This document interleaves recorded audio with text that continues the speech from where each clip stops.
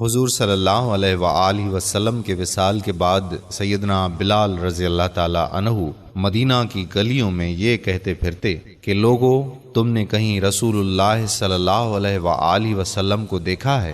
اگر دیکھا ہے تو مجھے بھی دکھا دو۔ پھر کہنے لگے کہ اب مدینے میں میرا رہنا دشوار ہے، اور شام کے شہر حلب میں چلے گئے۔ تقریباً 6 ماہ بعد آپ صلی اللہ علیہ وآلہ وسلم کی خواب میں زیارت نصیب ہوئی تو آپ صلی اللہ علیہ وآلہ وسلم فرما رہے تھے، اے بلال، یہ کیا بے وفائی ہے؟ تو نے ہمیں ملنا چھوڑ دیا، کیا ہماری ملاقات کا وقت نہیں آیا؟ خواب سے بیدار ہوتے ہی اونٹنی پر سوار ہو کر لبیک یا سیدی یا رسول اللہ کہتے ہوئے مدینہ منورہ کی طرف روانہ ہو گئے۔ جب مدینہ منورہ میں داخل ہوئے تو سب سے پہلے مسجد نبوی پہنچ کر حضرت بلال رضی اللہ تعالی عنہ کی نگاہوں نے عالم وارفتگی میں آپ صلی اللہ علیہ وآلہ وسلم کو ڈھونڈنا شروع کیا۔ کبھی مسجد میں تلاش کرتے تو کبھی حجروں میں۔ جب کہیں نہ پایا تو آپ صلی اللہ علیہ وآلہ وسلم کی قبر انور پر سر رکھ کر رونا شروع کر دیا اور عرض کیا کہ یا رسول اللہ صلی اللہ علیہ وآلہ وسلم، آپ نے فرمایا تھا کہ آ کر مل جاؤ، غلام حلب سے بہر ملاقات حاضر ہوا ہے۔ یہ کہنا تھا اور بے ہوش ہو کر مزار پر انوار کے پاس گر پڑے۔ کافی دیر بعد ہوش آیا۔ اتنے میں سارے مدینے میں یہ خبر پھیل گئی کہ مؤذن رسول صلی اللہ علیہ وآلہ وسلم حضرت بلال رضی اللہ تعالی عنہ آ گئے ہیں۔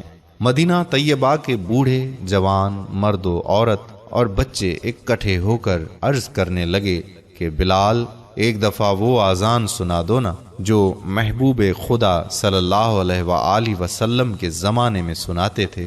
آپ رضی اللہ تعالی عنہ نے فرمایا کہ میں معذرت خواہ ہوں، کیونکہ میں جب اذان پڑھتا ہوں تو اشہد ان محمد الرسول اللہ کہتے وقت آپ صلی اللہ علیہ وآلہ وسلم کی زیارت سے مشرف ہوتا اور آپ صلی اللہ علیہ وآلہ وسلم کے دیدار سے اپنی آنکھوں کو ٹھنڈک پہنچاتا تھا۔ اب یہ الفاظ ادا کرتے ہوئے کسے دیکھوں گا؟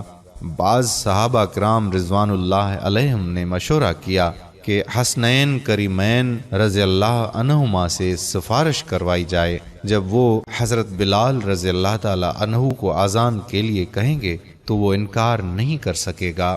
چنانچہ امام حسین رضی اللہ تعالی عنہ نے حضرت بلال رضی اللہ تعالی عنہ کا ہاتھ پکڑ کر فرمایا کہ اے بلال، ہم آپ سے وہی اذان سننا چاہتے ہیں جو آپ ہمارے نانا جان اللہ کے رسول صلی اللہ علیہ وآلہ وسلم کو اس مسجد میں سناتے تھے۔ اب حضرت بلال رضی اللہ تعالی عنہ کو انکار کا رایہ نہ تھا، لہٰذا اسی مقام پر کھڑے ہو کر اذان دی جہاں حضور پر نور صلی اللہ علیہ وآلہ وسلم کی ظاہری حیات میں دیا کرتے تھے۔ بات کی کیفیت کا حال کتب سیر میں یوں بیان ہوا ہے، جب آپ رضی اللہ تعالی عنہ نے بآواز بلند اللہ اکبر کہا تو مدینہ منورہ گونج اٹھا۔ آپ جیسے جیسے آگے بڑھتے گئے جذبات میں اضافہ ہوتا چلا گیا۔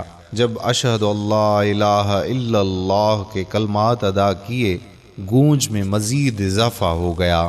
جب اشہد ان محمد الرسول اللہ کے کلمات پر پہنچے تو تمام لوگ حتیٰ کہ پردہ نشین خواتین بھی گھروں سے باہر نکل آئیں۔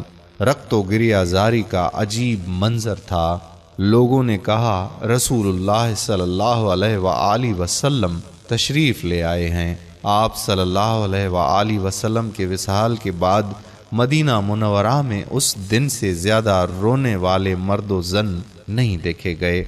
علامہ اقبال رحمۃ اللہ علیہ اذان بلال رضی اللہ تعالیٰ کو ترانہ عشق قرار دیتے ہوئے فرماتے ہیں کہ اذان ازل سے تیرے عشق کا ترانہ بنی، اذان ازل سے تیرے عشق کا ترانہ بنی، نماز اس کے نظارے کا ایک بہانہ بنی، ادائے دید سراپا نیاز تھی تیری، ادائے دید سراپا نیاز تھی تیری، کسی کو دیکھتے رہنا نماز تھی تیری۔ سبحان اللہ۔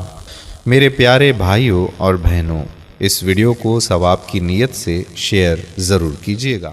آخر میں ہم آپ سے یہی گزارش بھی کرتے ہیں کہ اگر آپ ہماری خصوصی دعا میں شامل ہونا چاہتے ہیں تو کمنٹ میں اپنا نام ضرور تحریر کریں اور ہمارا چینل پیارا اسلام کو ضرور سبسکرائب کریں اور ساتھ ہی لگے بیل کے بٹن کو بھی پریس کر دیں تاکہ فیوچر میں اپلوڈ ہونے والی مزید معلوماتی ویڈیوز کا نوٹیفیکیشن آپ دوستوں تک بر وقت پہنچتا رہے۔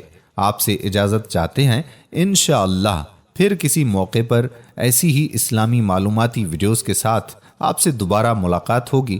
تب تک کے لیے اللہ حافظ۔